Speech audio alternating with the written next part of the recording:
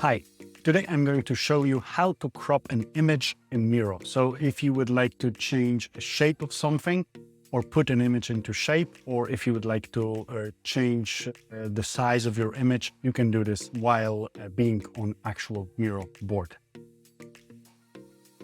So let's get on with it.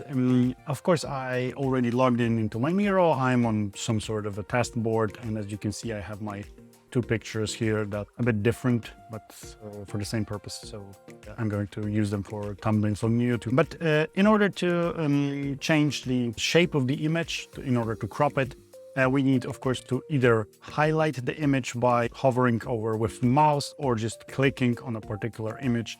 It doesn't matter which one you will use. So once this happens, there is a menu that you'll be able to see, and we have the mask and crop here.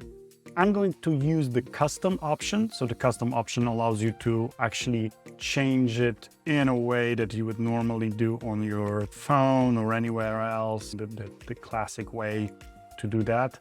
And once I have the shape and the size that I want, you just click anywhere besides the window. If you would like to get back to that, you can click an arrow here and undo, of course. But let's say that this is the image that I would like. And as you can see, boom, very pretty, and it's actually ready.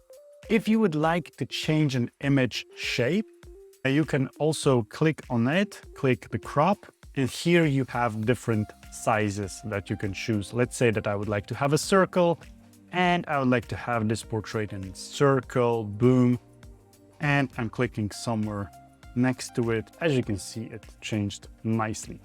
But let's assume that I would like to stick around with this one and I would like to do this in bulks. Of course, you can do that also. So you just need to highlight the images that you are interested in.